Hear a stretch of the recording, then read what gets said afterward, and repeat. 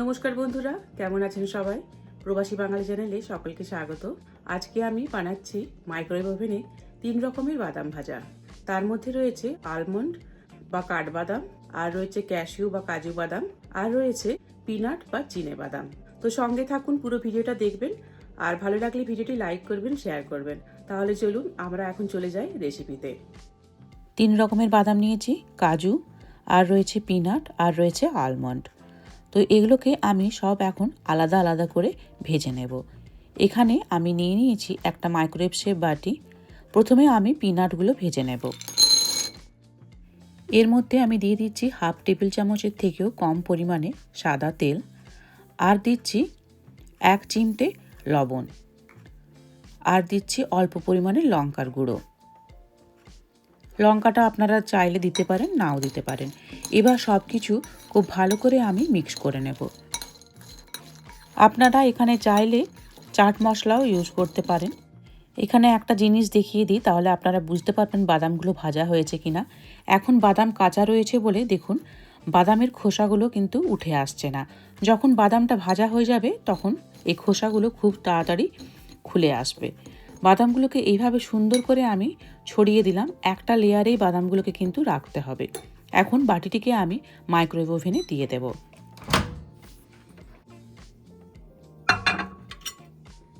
নশো ওয়াটের microwave oven. তো আমি এখানে টাইম সেট করছি 2 মিনিট, আর দিচ্ছি ফুল পাওয়ারে। বাদাম ভাজার জন্য অবশ্যই কিন্তু এইরকম ধরনের বাটি নেবেন, যাতে এই বাদামগুলো সুন্দরভাবে ছড়িয়ে থাকে। তা না হলে কিন্তু বাদাম ভালো ভাজা হয় না। 2 মিনিট হয়ে গেছে, আমি এখন বাটিটিকে বের করে নেব।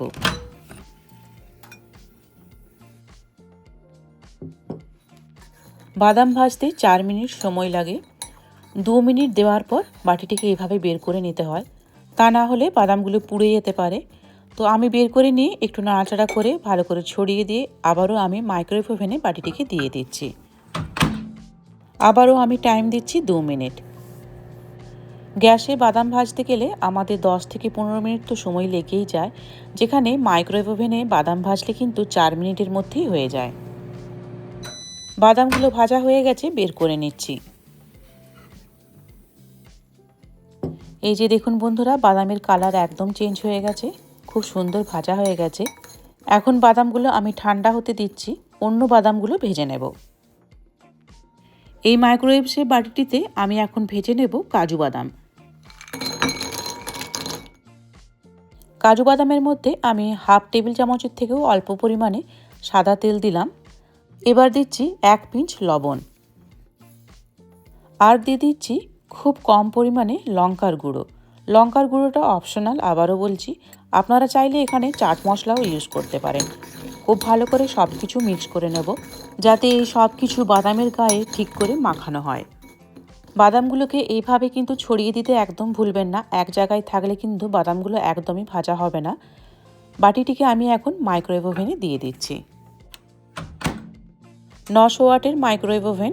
তো আমি টাইম সেট করলাম 2 মিনিট ফুল পাওয়ার দিয়ে।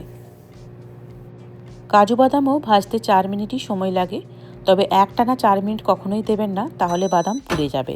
2 মিনিট হয়ে গেছে, বাটিটি আমি বের করে নিচ্ছি। 2 মিনিট পর বাদামগুলোকে বের করে এইভাবে একটু নাড়াচাড়া না করে দিলে, বাদামগুলো একভাবে রেখে দিলে কিন্তু পুড়ে যায়। এখন আমি বাটিটিকে আবারও মাইক্রোওয়েভ ওভেনে দিয়ে দেব। আরও 2 মিনিট আমি মাইক্রোওয়েভ করে নেব। বন্ধুরা, যারা ভিডিও দেখছেন, ভিডিও ভালো লেগে থাকলে লাইক করবেন, আর ভিডিওটিকে শেয়ার করতে একদম ভুলবেন না। 2 মিনিট হয়ে গেছে, আমি এখন বাদামগুলি বের করে নিচ্ছি। কাজু বাদামগুলি খুব সুন্দর করে লাল করে ভাজা হয়ে গেছে। এখন বাদামগুলোকে আমি অন্য একটি বাটিতে ঢেলে নেব।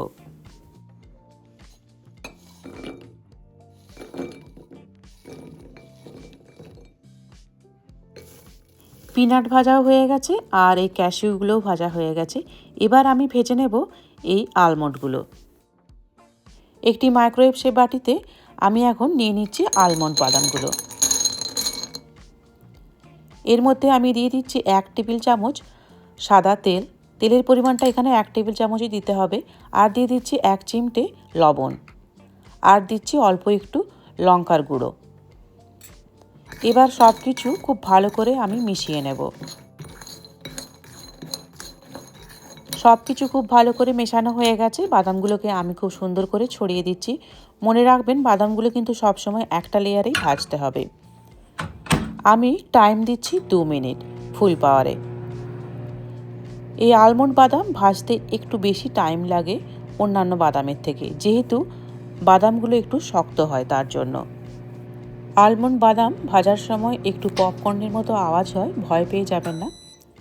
2 মিনিট হয়ে গেছে, আমি বাদামগুলোকে এখন বের করে নিচ্ছি। একইভাবে এই বাদামগুলিকেও আমি এইভাবে একটু নাড়াচাড়া করে দেব।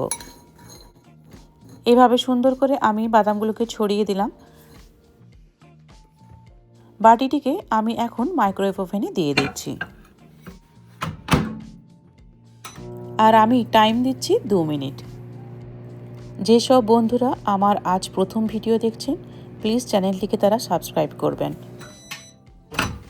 বাটিটি আমি এখন বের করে নিচ্ছি।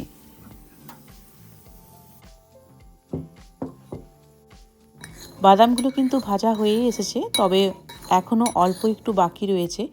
এই যে কালারটা দেখলেই বুঝতে পারবেন যে এখনও অল্প একটু বাকি রয়েছে।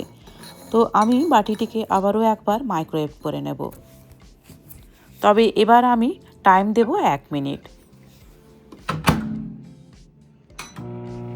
অন্যান্য বাদামগুলো 4 মিনিটের মধ্যে ভাজা হয়ে যায়, তবে এই বাদামটা যেহেতু একটু শক্ত রয়েছে, তো তার জন্য একটু বেশি সময় লাগে। 5 থেকে 6 মিনিটের মধ্যে হয়ে যায়। বাদামগুলো ভাজা হয়ে গেছে, আমি বের করে নিচ্ছি। আলমন্ড বাদামগুলো খুব ভালো করে ভাজা হয়ে গেছে। এই বাদামগুলিকে আমি এখন অন্য একটি বাটিতে ঢেলে নেব।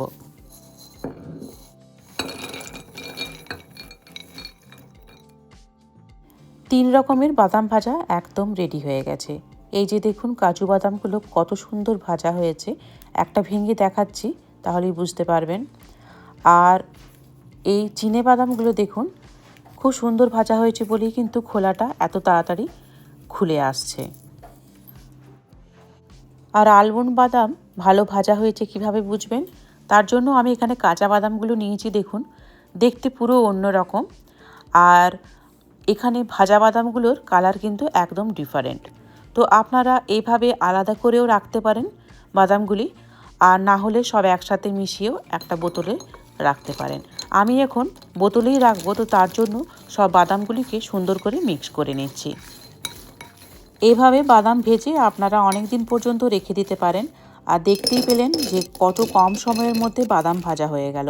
রেসিপি ভালো লেগে থাকলে আপনারা অবশ্যই বাড়িতে অন্তত একবার বানান, আর বানিয়ে আমাকে অবশ্যই কমেন্টে জানাবেন কেমন লেগেছে আপনাদের বাদাম ভাজা।